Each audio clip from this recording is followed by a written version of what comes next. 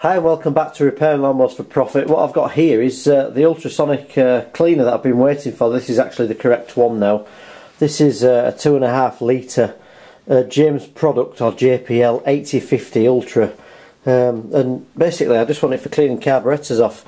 As a lot of you know, in the inside of this is all like little intricate parts and holes and all sorts of things you can't get to clean. You can blow them out with a compressor and you can clean them with carburetor spray and stuff like that. But I've wanted one of these for quite a while, so I've purchased this one. I've never really wanted to, as I've said on the video, I've never really wanted to replace the carburetor with a cheap sort of Chinese one off eBay for like £15. I'm trying to stick with the original part, so what I'm going to do is I'm going to give this ultrasonic cleaner a test today. So I'm going to put a few parts in it. I'm going to put this this carburetor I've cleaned off as good as I can. I've been round it with a brush and, you know, just some old petrol, and just cleaned it off as well as I can. And just things like in here, not sure how well it'll take all of it off, but I'm going to put them in. We'll leave it for a few minutes. I won't film it all while it's doing it. I'll just take them out near the end and we'll see what these parts look like. But even just the screws and the actual the main jet and things like that, I won't put this gasket in. I'll just put all the metal parts in.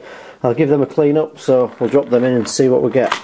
I've actually got some jewellery cleaner. This is stuff that comes with it. Apparently it's for all removing rust, tarnish and everything inside it. So I'm just going to put a few capfuls of that in as well.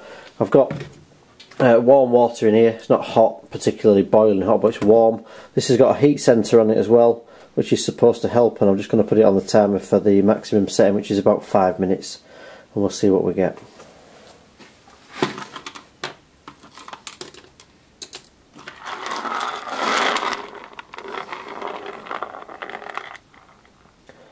So yeah, everything I've got here, I'm just going to put in here. Just make sure it's spread out a little bit so nothing's touching. And the idea is that anything that touches the water gets cleaned, and anything that doesn't, basically doesn't. So might need to just top that water up a bit, put a little bit more in there. Yeah, I'll top that up a little bit. So it's just big enough for what I want. I didn't put too much in because I wasn't really thinking about how many parts I was going to put in here. So I'll go and get some more water and I'll top this up. I've still got a little bit of room there, and then we'll set this going. So I'm just going to set this for 480 seconds, which is the maximum setting. It's actually got a heat thing on it as well. This heats the water up. I've put 3 capfuls of this Sea Clean 2 in, and I'm just going to start this up. I think the idea behind it all is it just bubbles away, and it's the actual motion of the bubbles and things like that that clean off the inside of it. It's quite a strange process really, but I've seen a few videos on YouTube of people doing this and they've had some really good results, so I'll come back in a minute when we're a bit further along.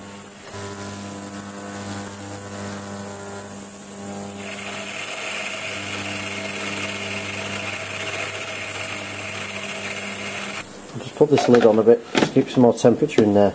We'll take a look in a minute or so. Right, so the first cycle of it's gone through.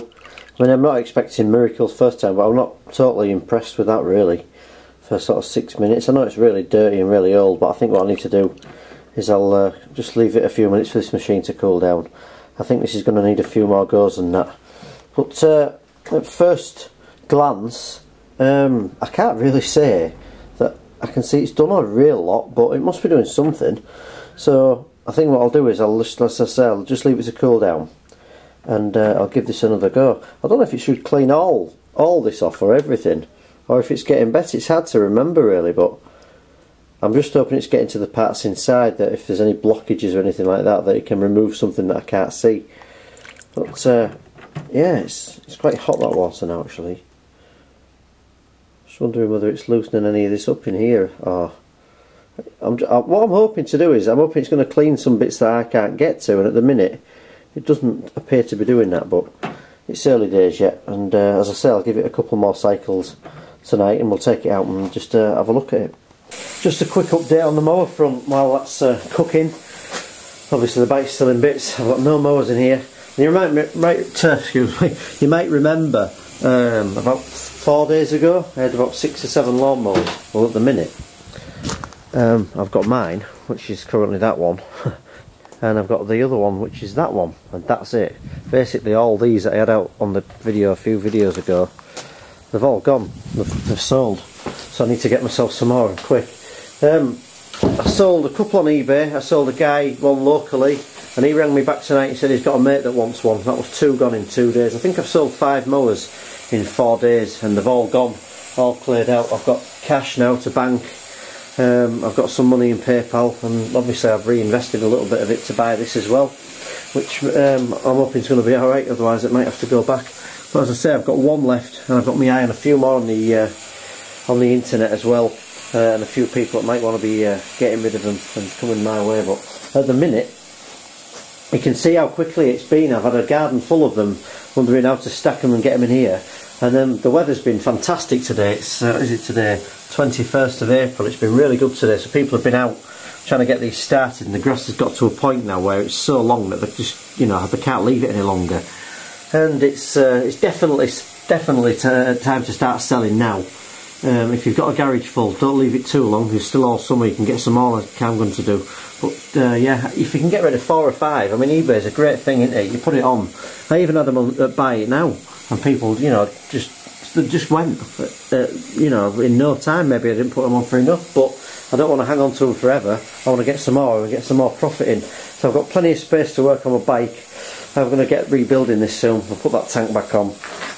I'll throw a lot of these parts in that Ultrasonic parts cleaner, that washer over there as well. It's actually buzzing a bit more now. It seems to be making a bit more noise. Actually, I put quite a bit more of this cleaner in it. Oh yeah, you can see now the water's starting to get dirty. It's actually starting to. You can see the results now, can't you, for yourself? But it's actually must be doing some good. This is getting dirtier by the second, so I'll put my cooking lid back on.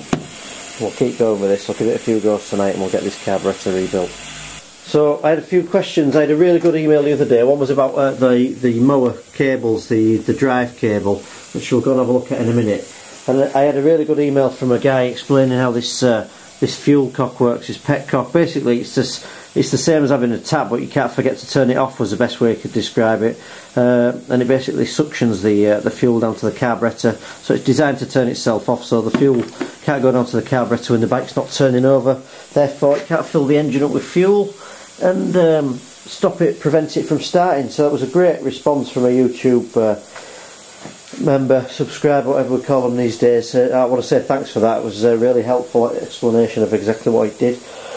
But I had an email the other day as well about drive cables. I get a lot of questions saying my drive don't work on my Mountfield mower, and I can't. It doesn't appear to be the cable. It's like this one. This is the one I'm using as my own. This cable isn't correct. Someone's put this around here. I just use this, to be honest, now and again. But people say, how do I alter the cable on my mower? And they're all, the thing is, they're all different. This one's just got a connector on here, and you can just put it on. And occasionally, if it's really, really stretched, you can re-drill the hole here, make it a bit further away, and it actually tightens this cable, so it gives you a bit more. I've done that a few times, not very often. Some of them have an adjustment on, so you can adjust it. Sometimes I've seen people put this on round the wrong side, or drill another hole here to make the cable a little bit shorter. But the guy emailed me the other day saying the drive cable underneath was dragging against the drive belt. Now I'm not sure about that, unless the push-through connector where it connects into the box has come away. But generally, if they haven't got an adjustment on, you've got to sort of just make do and move these about. So the ones with the adjuster on are better. You can see here, this cable's not right. It's all really slack, but it does actually work. It's enough to make it drive, and it's all right for what I need to cut. Whereas this one here is correct. You can see the handle's right, and it pulls up. It's all nice and tight. So as I say, you could just move this about a little bit, and sometimes if you just want to check it is the cable, you can just get the cable and just pull it a little bit, just see if the drive will work, because a lot of the time I think people think the drive is packed in, and actually it's just the cable that's stretched. So it's just general maintenance of replacing a cable that they could do, and save themselves the trouble sometimes of getting a new mower. Lots of people don't want a mower without a drive, so therefore they'll bin it, you know. I've even picked lawnmowers up from people, said, oh, it's no good, I've got loads and loads of garden. It goes, right, you know, half an acre, and I can't cut it without the drive, so I don't need this one, so give me £20 and it's yours. I'll bring it home and play with the cable, or move it about, put another cable on, and I've got a mower once again with a self-drive, which is in perfect working order. I've even had that, so just make sure the cable's not stretched. Obviously, if there's an adjuster, you can adjust it. Check it underneath where it goes into the drive box, and if you really need to, you can alter this part on the handle here and just re-drill it, but obviously get it the right way. But yeah, that's the best answer I can really give about that. It's a bit of a shame when they're stretched, but at the end of the day they are replaceable.